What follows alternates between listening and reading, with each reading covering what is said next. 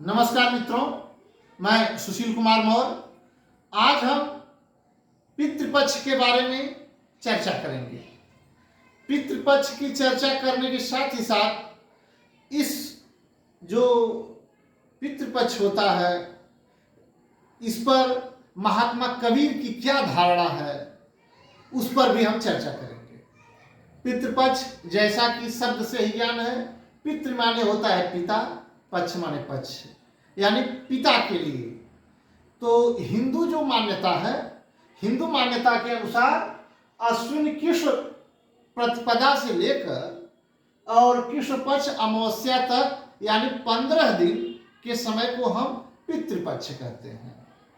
यह हमारे पूर्वजों पितरों के लिए एक श्राद्ध है, उनको याद करने का एक समय है।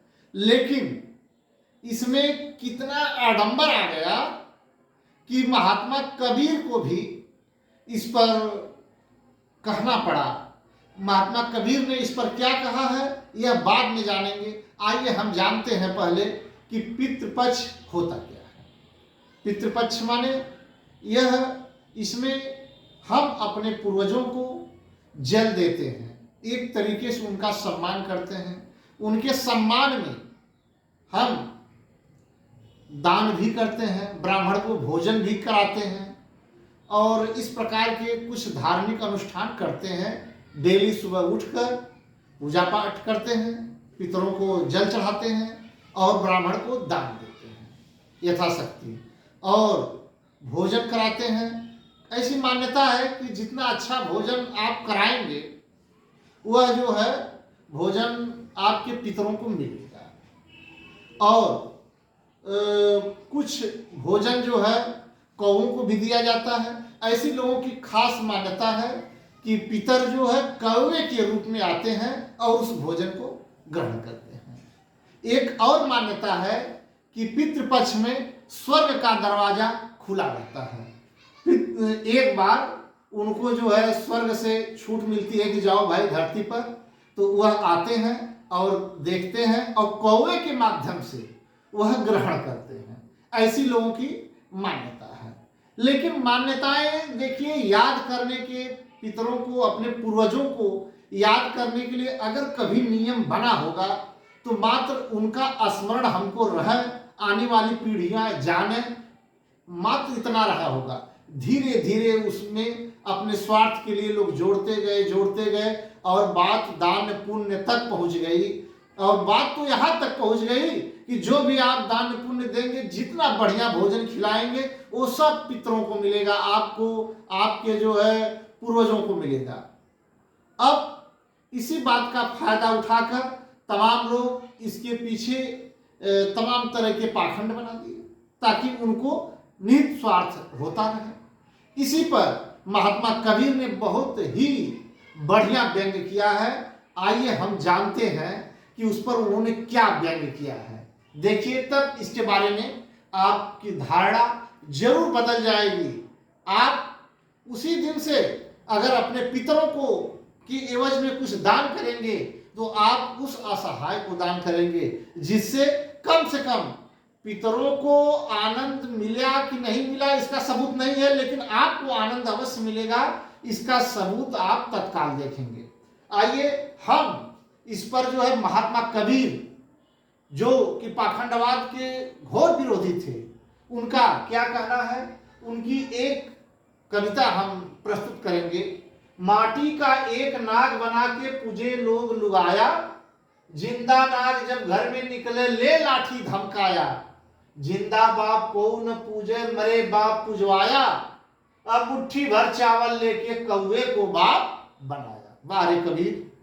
कबीर एक समझ जाइए कि हमारे समाज के युग दृष्टा, पाखंडवाद के विरोधी और एक सच्चे मायने में समाज सुधारक थे। धर्म में जितने भी पाखंडवाद हैं, जितनी भी बुराइयां हैं, उस पर कबीरदास जी ने बहुत ही गहरा व्यंग और कुठाराघात किया है। वह कहते हैं कि माटी का एक नाग बना के आप उसको पूजते हैं, उस पर जल चढ़ाते हैं, दूध चढ़ाते हैं, सब कुछ करते हैं, लेकिन वही नाग जब आपके घर में निकलता है, तो आप लाठी लेकर दौड़ा लेते हैं, उसको मार देते हैं। तो यह भाई कैसी भक्ति। और दूसरी बात वो कहते हैं जिंदा बाप को न पूजे मरे बाप पुजवाया। जिंदा जब पिता रहेगा एक गिलास पानी मांगेगा या बढ़िया बढ़िया भोजन मांगेगा तो आपके पास पैसे नहीं रहेंगे। आप कहेंगे कि हमारे पास इतना कहाँ पैसा है कि आपको बढ़िया बढ़िया भोजन खिलाऊं। लेकिन वही बाप जब मर जाता है तो पितृपक्ष में आकर एक से एक पकवान आप खिलाते हैं और शक्ति अनुसार दान भी देते हैं। आपके पास पैसा रहे चाहे न रहे, लेकिन आप दान भी देते हैं। किस लिए देते हैं कि आपको पितरों को पहुंचेगा। और जब जिंदा रहते हैं तो उनको आप पूछते नहीं है। कबीरदास जी यही बात कह रहे हैं, इस पर ध्यान देना चाहिए, सर्व समाज को ध्यान देना चाहिए।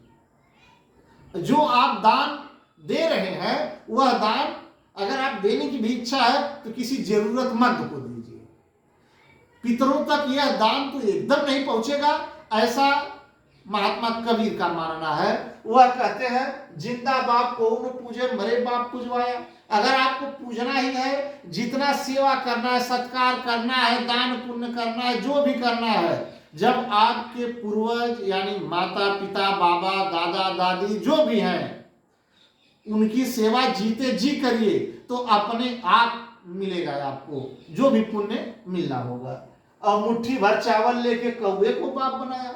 एक मुट्ठी चावल आप बना देते हैं सब कुछ और रख देते हैं कि कौवे के रूप में हमारे पिताजी आएंगे, और जब वह जिंदा है तो आप उनकी सेवा सत्कार नहीं करते हैं। मरने के बाद नाना प्रकार के पाखंड करते हैं। ऐसे ही पाखंड पर कबीर ने विरोध किया था। हमारा यह बताना कतई नहीं है कि पितृपक्ष में आप अपने पूर्वजों को न याद करिए, न जल दीजिए। याद करिए, जल दीजिए, लेकिन जितना हो सके पाखंडवाद से दूर रहिए। अगर कहीं भी आपको कोई शंका नजर आती है तो उस समय कबीर का यह पद जरूर याद करिएगा। कबीर ही एक ऐसे युग दृष्टा है जिन्होंने धर्म में रहते हुए भी धर्म का सही मायने में क्या अर्थ होता है कबीर ने बहुत बारीकी के साथ बताया है। मिलते हैं इसी प्रकार अन्य वीडियो में। नमस्कार, धन्यवाद।